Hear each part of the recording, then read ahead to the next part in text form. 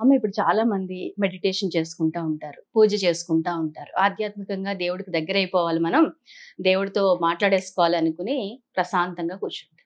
కూర్చుని ధ్యానం చేస్తున్నప్పుడు, ప్రార్థన చేస్తున్నప్పుడు, మొక్కుకుంటున్నప్పుడు, ఏదో ఒక చేస్తున్నప్పుడు మనసు ఎక్కడికెక్కడికో వెళ్ళిపోతుంది, మన అధీనంలో ఉండదు. దాన్ని మళ్ళీ వెనక్కి తెచ్చుకుని మళ్ళీ చేసే ప్రయత్నం చేస్తూ ఉంటాము, ఇంట్రెస్ట్ పోతుంటది. ఎందుకు అవుతుంది అంటే మొత్తం ప్రిపేర్ అవుతాం మెంటల్లీ, ఫిజికల్లీ, చక్కగా స్నానం చేసుకుని ఇంకా ఈ టైం అంతా ఒక 1 అవర్ దేవుడి సన్నిధిలో గడపాలి అనుకున్నప్పుడు మన మనసు ఇష్టమైన వ్యక్తుల మీదకి వెళ్ళిపోవడం, లేదా ఇష్టం లేని వ్యక్తుల మీదకి వెళ్ళిపోవడం, జరిగిన సంఘటనలు గుర్తు రావడం, కొంతమందికి అయితే వేరే ఫీలింగ్స్ వస్తూ ఉంటాయి, సెక్సువల్ ఫీలింగ్స్ వస్తూ ఉంటాయి. ఇట్లాంటివన్నీ జరిగిపోతూ ఉంటాయి. మైండ్ మన చేతిలో ఉండదు, మన కంట్రోల్లో ఉండదు. ఎందుకు అలా జరుగుతుంది అంటారు? దాన్ని ఎలా ఓవర్కమ్ చేయాలి? చాలా మంచి ప్రశ్న అడిగావు, క్రిటికల్ క్వశ్చన్. నా ఇంటెలిజెన్స్ మీద పరీక్ష కూడా పెట్టా, అందుకే నేను మీకు ముందు చెప్పకుండా అడుగుతున్నాను. ఇప్పుడు వచ్చే ఆన్సర్ నాకు కావాలి. Very good, very good. ఆజ్ఞాచక్రం అనేది ఏదైతే ఉందో మన మనస్సుకు సంబంధించింది. మనస్సుతో మనం ఏమిటంటే కోతి లాంటిది. ఎర్ర కలర్ ని మన కనుక చూపిస్తే చిన్న పిల్లలాడగా ఎర్ర వస్తువుతో ఆడుకుంటారు. తర్వాత ఇంకొక నిమిషం తర్వాత ఇంకో బొమ్మ చూపిస్తే కోతి, మనసు కోతి అని చూపించారు అంటే ఇది బుజ్జిముండ, ఇది ఏంటంటే డిమ్ డిమ్ డిమ్ డిమ్ డిమ్ డిమ్ మారిపోతుంటుంది. ఈ మనస్సు అనేది పసిబిడ్డ, పసిబిడ్డ లాంటిది. మనస్సు అంటే తల్లి, తల్లి అంటే పసిబిడ్డ, పసిబిడ్డకు మనస్తత్వం ఎలా ఉంటుంది, అలాగ మనం కూడా పసిబిడ్డ లాంటిది మనసు అన్నమాట. ఇది ఈ ఆజ్ఞాచక్రం అనేది నెగటివిటీని తొందరగా ఆకర్షిస్తుంది. అందుకే పూర్వీకులు ఏం చేశారు, ఏదైనా నిష్ట, అయ్యప్ప మాల వేయాలి 41 రోజులు, శివమాల వేయాలి 41 రోజులు, అమ్మవారి పూజలు చేయాలి 41 రోజులు, ముస్లిమ్స్ ఏమో రంజాన్ పండుగ 41 రోజులు ఉపవాసం, మన వాళ్ళు కార్తీక మాసంలో ఉంటారు. కాబట్టి ఏంటి నాన్న అంటే ఏదైనా ఒక విషయంలో మనం ఎనర్జీ కావడానికి 41 రోజులు పడుతుంది ఈ సబ్ కాన్షియస్ మైండ్ లో మనం స్థిరత్వం ఏర్పరచుకోవడానికి. కానీ ఇవాళటి నిత్య జీవితంలో 41 రోజులు నువ్వు కానీ, నేను కానీ, మీ పిల్లలు కానీ, నా పిల్లలు కానీ 41 రోజులు ఏదైనా చేయమంటే టుప్ టుప్ టుప్. ఎందుకంటే పరిస్థితులు వేరేగా ఉన్నాయి. ఇప్పుడున్న కాలమాన పరిస్థితులను అనుసరించి నేను చెప్తున్నాను. ఏదైనా ఒక టైంలో మనం కూర్చోవాలి అని అన్నప్పుడు సిస్టమేటిక్ గా ఒకే కాలాన్ని నువ్వు ఎంచుకోవాలి, ఒకే టైం ఎంచుకోవాలి, ఒకే ప్లేస్ లో కూర్చోవాలి, ఒకే ప్లేస్ లో కూర్చో. వేరే వాళ్ళ సీట్ లో నువ్వు కూర్చున్నప్పుడు వాళ్ళ వైబ్రేషన్ ఈ సీట్ లో ఉంటుంది కాబట్టి నువ్వు చేయరు. వేరే వాళ్ళ ఇంట్లో వేరే వైబ్రేషన్ ఉంటుంది. నీకు మీ ఇంట్లో ఏ స్థలంలో అయితే నీకు ఒక వైబ్రేషన్ ఉంటుంది, మరి నాలాంటామే ఇక్కడ నాకు నచ్చక నేను తోటలో కూర్చుంటాను, గార్డెన్ లో కూర్చుంటాను, విశ్వంలో గ్రీనరీలో ఎక్కడంటే అక్కడ కూర్చొని మెడిటేషన్ చేసుకుంటాను, విశ్వంతో డైరెక్ట్ కాంటాక్ట్ నాకు. అట్లా మీకు నచ్చిన చోట, నచ్చిన ప్రదేశంలో కూర్చొని ముందు ప్రాక్టీస్ చేయాలి. కాబట్టి పూర్వీకులు ఏం చేశారు, దానికోసం అనులోమ శ్వాస మీద ధ్యాస పెట్టి అది ఏం చేస్తే ప్రజెంట్ లో ఉండేటట్టుగా పూజ చేసేటప్పుడు ఫస్ట్ స్టార్టింగ్ ఆగమార్దంతు దేవానా గమనానంతో రాక్షస ముక్కు పట్టుకోమ్మా, ఓం భూర్భోసం అంటే ముక్కు పట్టుకుంటాం, కానీ ముక్కులో ఏం చేస్తున్నాడో వాడి బంధ పూజారికి తెలియదు, నీకు కూడా తెలియదు. ప్రజెంట్ లో మనం ఉండాలి అంటే అనులోమ విలోమ ఇట్లా 16 టైమ్స్ చేస్తే మన మనసు స్థిరంగా కదలకుండా ఉంటది. తర్వాత లాకింగ్ సిస్టమ్ చెప్పారు. లాకింగ్ సిస్టమ్ అంటే ఇది అగ్ని, ఇది గాలి, ఇది ఆకాశము, ఇది భూమి, ఇది నీరు. ఏమ్మా బీజాక్షరాల చేత ఇట్లా అన్నప్పుడు మనం ఈ విశ్వంలో డైవర్ట్ కాకుండా మనము లాకింగ్ సిస్టమ్ ఇచ్చారు, బీజాక్షరాలను ఇచ్చి ఆడామే నువ్వు చేయకమ్మా మగాయనే చేస్తాడు అంటాడు. మళ్ళీ ఆయన చేసినాక మనం కూర్చొని పూజ చేస్తాం. అవునా? ఇది ఏంటంటే పూజలో ఉన్న కొంచెం సేపైనా నేను స్థిరంగా నేను ఏకాగ్రత పెడుతున్నాను అన్న ఉద్దేశం. అందులో అక్కడ దేవుడు లేడు, నీలో ఉండి మళ్ళీ నీవే ఆ విగ్రహంలో ప్రాణప్రతిష్ఠ చేస్తావు, నీలో నుంచి ఎనర్జీని ఆయనకు పంపిస్తావు ఆ విగ్రహంలోకి. నేను పూజ చేసినంత వరకు ఉండి నాకు వరాలు ఇచ్చి వెళ్ళిపోయాను చెప్తావు కదా. అక్కడ నీళ్లు పెడతావు, ఆ నీళ్లు పెట్టిన తర్వాత ఆ నీళ్లకు నువ్వు మెమరీ ఉంది నీళ్ళకి, నువ్వేమనుకుంటే జరుగుతుంది. కాబట్టి ఆ వాటర్ ద్వారా నువ్వు అనుకున్న కోరికలు నెరవేరే ఒక వ్రతము. అలాగే మెడిటేషన్ కూడా మీరు చేయాలి మీకు నచ్చిన. అంటే కొందరికి బీజాక్షరం ఏకాగ్రత కుదురుతుంది, కొందరికి బ్రీతింగ్ చేత శ్వాస చేత కుదురుతుంది, కొందరికి రూపం ద్వారా కుదురుతుంది, కొందరికి మ్యూజిక్ ద్వారా కుదురుతుంది. అంటే అందరికీ ఒకే తీరుగా ఉండదు. వాళ్ళ వాళ్ళ కర్మను అనుసరించి వాళ్ళు దేనికో. ఇప్పుడు ఎన్నో రకాలైన మెడిటేషన్ క్రియలు ఉన్నాయి. ఇషా అయినది వేరే, ఇంకొక అయినది వేరే. ఒక్కొక్కళ్ళ పూర్వజన్మను అనుసరించి వాళ్ళకి అట్రాక్ట్ అవుతారు. వాళ్ళు చెప్పిన దాన్ని బట్టి వీళ్ళు బెనిఫిట్ పొందుతారు. అబ్బో నాకు అదే బాగుంది అని మనకు వచ్చి చెప్తారు. మనం అది చేస్తే కుదరదు. ఏది సెట్ అవుతుంది అనేది మనం ఆలోచించుకోవాలి. ఎప్పుడైనా నీ శరీరం కానీ నీ మనస్సు కానీ నీతో మాట్లాడడానికి చాలా ప్రయత్నిస్తుంది, కానీ పట్టించుకో. అప్పుడేమవుతుంది, కాలు నొప్పి వస్తుంది, మోకాలు నొప్పి వస్తుంది, కూర్చోబెట్టేస్తుంది. అప్పుడేం చేస్తావు, ప్రేమతో దానికి జాండు బాంబు పూసేస్తావు.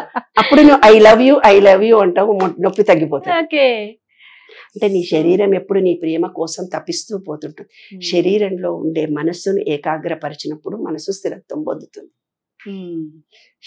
మనసు శరీరం మీద ఏకాగ్రత కలిగినప్పుడు, శరీరంలో పంచేంద్రియాలు డిస్టర్బ్ కాకుండా ఉన్నప్పుడు నీ మనసు స్థిరత్వం పొందుతుంది. అంటే ఇంటర్నల్ గా ఆలోచించుకో. నేను ప్రతి ఒక్కళ్ళకి మీరు పుస్తకం చదవండి, నీవెవరో ఒక ఆవిడ అంది, మా ఆయనకు మా పిల్లలకు విషయం నీ మాట చదవమంటే ఎవ్వరు మాటింటులేరమ్మా, నా మాటింటులేరు. ఈ మాట వాళ్ళు ఎందుకు వింటారు, నేను ఒక మాట అంట. నీకు కలిగింది నేనెవరు నేను తెలుసుకోవాలి, నా జీవితాన్ని మార్చుకోవాలని నీకు కలిగింది కాబట్టి నీవు ఆలోచిస్తున్నావు, నువ్వు వింటున్నావు. వాళ్ళకి ఇంకా రాలే, టైం వచ్చినాక కదా వాళ్ళు. అట్లా నీ మనసులో నీకుగా వ్యక్తిగతంగా ఒక ఆలోచన రావాలి. నేను మారాలి, నేను నిజం తెలుసుకోవాలి, నాలో ఇన్ని లోపాలు నేను సరిదిద్దుకోవాలి. సో దీనికి మిర్రర్ టెక్నిక్ బాగా యూజ్ అవుతుంది అనిపిస్తుంది. మిర్రర్ లో చూసుకుని మనతో మాట్లాడలేదు. మిర్రర్ టెక్నిక్ ఏంటో చెప్పనా, అంతరంలో నీలో ఏదో భావాలు ఉన్నాయి, అదే నీ జీవితమును సూచించేది. మిర్రర్ టెక్నిక్ అంటే అంతేనా? ఇప్పుడు నీ అంతరంలో ప్రతోడు నన్ను మోసం చేస్తున్నాడు అని ఉంది, నువ్వు అర్థం చూసినావు, కనపడలేదు ఆ భావన, కానీ సేమ్ నువ్వు ఎక్కడికి పోయినా వేరే వాళ్ళతో మోసపోతుంటావు. నువ్వు అది మిర్రర్ టెక్నిక్ ద్వారా నీ లైఫ్ ఫేస్ చేస్తున్నావు అని అర్థం. అంతరంలో నీ భావం ఏముందో అదే నీ జీవితము, అదే మిర్రర్ టెక్నిక్. కానీ వాళ్ళ రేపు ఏమంటారు, అద్దం చూసి నీవే అద్దం చూసి కోరిక కోరుకుంటే కదా బుద్ధి మారితే కోరిక మారుతాయి. ఆలోచనను మారితే నీ కోరికలు తీరుతాయి. ఫస్ట్ ఆలోచనల మీద కాన్సన్ట్రేట్ చేయాలి, వాటిని ఎలా పాజిటివ్ గా మార్చుకోవాలో ఆలోచించుకోవాలి. ఇదిగో ఒక ఆమె చాలా అప్పుల్లో ఉంది, బాధపడుతూనే ఉంది. నా అప్పులు తీరవు నీవు ఆ జపం చేసి తీరవు అనుకున్నాక ఎట తీరుతాయి, తీరినాయి అనుకుంటే చాలా మంది నా బతికింతేరా బాబు, అవన్నీ సబ్ కాన్షియస్ మైండ్ లో మనం పుట్టి పెరిగినప్పటి నుంచి కష్టపడితే వస్తుంది జీవితం. కష్టపడి పని చేయాలి, కష్టపడితే గాడిదలాగా మిగిలిపోతాం, కానీ ఇష్టపడి పని చేస్తే డబ్బులు వస్తాయి నాన్న. ఈ చిన్న నిజాన్నే మన పెద్దోళ్ళు ఎవరు చెప్పలేదే మనకు. అవును, నిజమే అమ్మా. చెప్పకపోవడం పని చేయాలి, ఇష్టపడి పని చేయాలి, ఇష్టపడి చదువుకోవాలి, ఏదైనా ఇష్టంతో చేయాలి. మీరు థాట్ ఫీలింగ్ పిల్లల కన్నా చేంజ్ చేయండి, చెప్తున్నాను కదా. సో కష్టము, బాధ, కన్నీళ్లు ఇలాంటి మాటలు రానివ్వకుండా దానికి ఆల్టర్నేట్ వర్డ్స్ యూజ్ చేసుకుంటూ కష్టానికి ఆపోజిట్ వర్డ్ ఇష్టము. ఇష్టపడి పని చేస్తున్నాము, మనకి ఇష్టపడే జాబ్ చేస్తున్నాము, మనకి ఇష్టపడేది ఇంట్లో ఉంటున్నాము, మనం ఇష్టపడే ఈ సిచ్యువేషన్ లో ఉన్నాము, ఇంకా బెటర్మెంట్ కోసం ట్రై చేద్దాము, అలా ఆలోచించాలి. త్వరలోనే మనకి మంచి ఇల్లు వస్తుంది, త్వరలోనే మంచి జాబ్ వస్తుంది, వచ్చేస్తుంది అంటే వస్తుంది. లేదు, ఎప్పుడు పాజిటివ్ గా ఆలోచిస్తూ ఉంటే రాదు. నువ్వు ఎదుటి మనిషిని అలా చూడగలగాలి, ధనవంతులను కూడా యాక్సెప్ట్ చేయగలగాలి, తప్పు చేసిన మనిషిని కూడా నువ్వు యాక్సెప్ట్ చేయగలగాలి. నీవు ఏదైతే ఇస్తావో అదే నువ్వు కోరిక ఘోరంగానే రాదు, నువ్వు ఇస్తేనే వస్తుంది బాబు. నువ్వు అందరితో సామరస్యంతో మంచిగా ప్రేమతో ఉండి హెల్పింగ్ నేచర్ ఉంటే నువ్వు ఏది కావాలనుకుంటే అది వస్తుంది. ఎనర్జీ కావాలి నీకు. నీవు అనుకున్న కోరిక అనుకోగానే తీరదు. అట్రాక్షన్ ఆఫ్ లా అని లక్షలు బిజినెస్ చేస్తున్నారు ఇవాళ రేపు. చాలా మంది ఫోన్ చేసి మీరు కూడా చేయండి మేడం, ఫోన్ చేసి కోర్సు పెట్టండి, నేను మీతో మాట్లాడతా, నా పర్సనల్ ప్రాబ్లం, నీ పర్సనల్ ప్రాబ్లం నేను కోరుకుంటే ఎట్లా అవుతుంది? నువ్వు నేను ఆశీర్వదిస్తే నీకెట్లా అవుతుంది? నేను ఆశీర్వదించుకుంటే నా కోరిక తీరుతుంది, నీ కోరిక ఎట్లా తీరుతుంది అమ్మా? ఎవరికి వాళ్ళు వాళ్ళ ఆలోచనను మార్చుకుంటే జీవితం మారుతుంది తల్లి. వాళ్ళ బిహేవియర్ లో ఎవరికన్నా సేవ చేసినామా లేదా సేవ చేయాలి, లేదనుకుంటే పుస్తకం చదువు. పుస్తకం అర్థం కాలేదనుకో 2 సార్లు చదువు, 3 సార్లు చదువు, 4 సార్లు చదువు, 5వ సారి అయితే అర్థమవుతుంది కదా. ఇప్పుడు భగవద్గీత మనకి ఏమన్నా అర్థమైందా? నేను ఒక మాట అంటాను, భగవద్గీత అర్థమైందా? ఇన్ని వందల సంవత్సరాల నుంచి చెప్తుంటే కొంచెం కొంచెం అర్థమైంది. అట్లాగే నువ్వు పుస్తకం చదువు. గొప్ప గొప్ప విషయాలని ఒకసారి అర్థం కావు నాన్న. ఎగ్జాక్ట్లీ నాన్న. మంచి ఎప్పుడైనా చాలా కష్టంగా వస్తుంది, ఇమీడియట్ గా వస్తుంది. ఎందుకు అంటే సృష్టి అంతా లెక్కలు, -(-) నీవు నెగటివిటీతో ఒకళ్ళను హింసించాలి, బాధ పెట్టాలని ఆలోచిస్తే వాడి దగ్గర నుంచి కూడా నీకు -(-) అని నీకు కర్మగా మిగిలిపోతుంది. కాబట్టి ఎప్పుడూ ఎవ్వరిని గురించి కూడా ఆలోచనల్లో కూడా చెడు భావన కూడా రావద్దు. అదే విశ్వ నియమము, విశ్వరాశి. సూపర్ అమ్మా, థ్యాంక్ యూ వెరీ మచ్. చాలా గొప్ప రహస్యం చెప్పారు మాకు. హిట్ టీవీ యాప్, ఇందులో short news, live news, entertainment shows, movies, digital magazines తో పాటు మీ జిల్లా వార్తలను కూడా ఫ్రీగా చూడొచ్చు.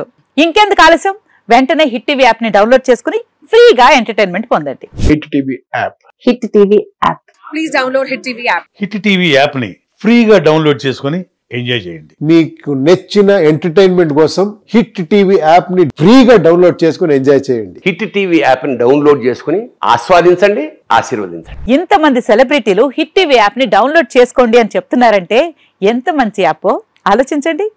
అమెరికా అమెరికా అమెరికా అమెరికాలో చదవాలనుకునే వాళ్ళకి విశ్వసనీయమైన పేరు మన శౌర్య కన్సల్టెన్సీ. UK లో 1 year masters, UK లో 1 year masters, 2 years work permit up to 5 years visa. Contact Saurya Consultancy. Contact 89851 89851.